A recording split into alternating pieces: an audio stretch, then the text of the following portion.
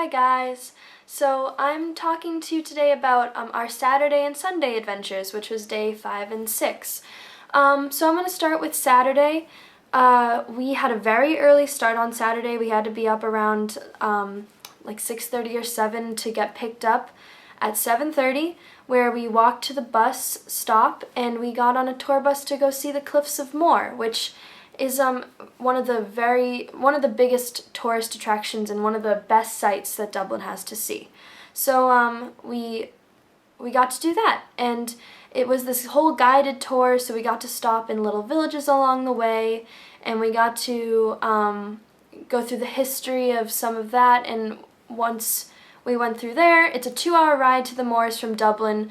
It's basically traveling across the entire country of Ireland, because we're on the east coast slightly, and the Cliffs of Moher are all the way on the west, right up against the Atlantic Ocean. So we had a lot of time on the bus, but it was nice. We finally got there, and it was amazing. We had the best luck going there. We had a lot of mist in the beginning, but by the time we got to the moors, it was clearing up. We had the sun shining through. We could see everything, really. There are two paths there. There's one on the left and one on the right, and the one on the right has a nice castle on top of it, which you can pay €2 to go up to the top and see. But the one on the left is a lot longer. It's a lot more dangerous. There's really no barriers on the cliffs because there's been a lot of like deterioration lately, so a lot of I forget the word of it, but like cliffs basically falling off, erosion, things of that nature, and it's also wet and muggy, so if you're not careful you could slip. And our tour guide, interestingly enough, was talking to us all about how dangerous it is and how we have to be extremely careful, because on average 2 people a month die up in these cliffs, and he said that a lot of it was taking your own life, but there are just easy ways to hurt yourself. You slip, you take one wrong step, and you go right off the cliff, or you do a handstand and you fall off the cliff, which none of us did, thank God.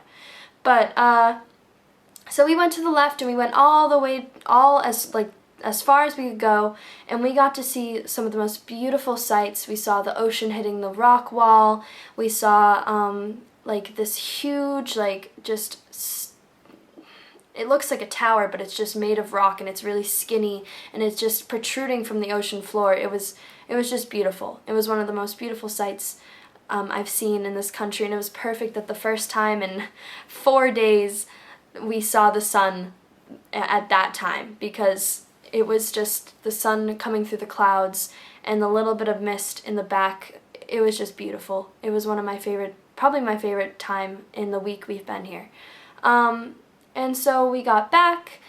On the way back from our tour, we stopped at the Ireland National Park, which is also right on the coast, at the Atlantic coast.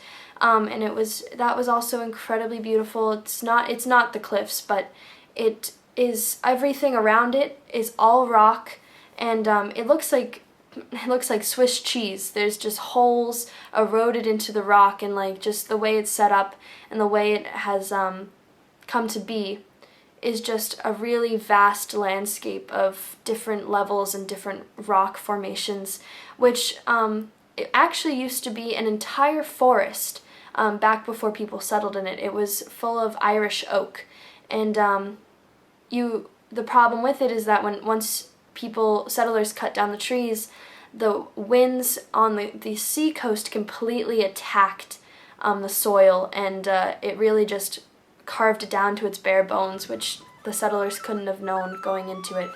On our tour, we got to stop at a little village, which was really, really nice.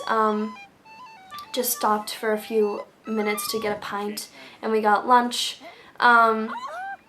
And then we learned a lot about the potato famine, and all the people that died out there and in Ireland, and all the people that vacated and migrated elsewhere because of the famine, which wasn't actually a famine. It was an increase in food prices based on the rich, and basically there were people who were higher up that could afford food, and there were the people in the majority of Ireland citizens that could not afford food or clothing or anything of that nature, and they died in one of the harshest winters of the century there. And it was really, really cool to learn about that and get to see what was happening and see basically where all this took place. And it was a really nice historical moment that we got to experience, and it was probably the best part of this trip so far, just being able to go out there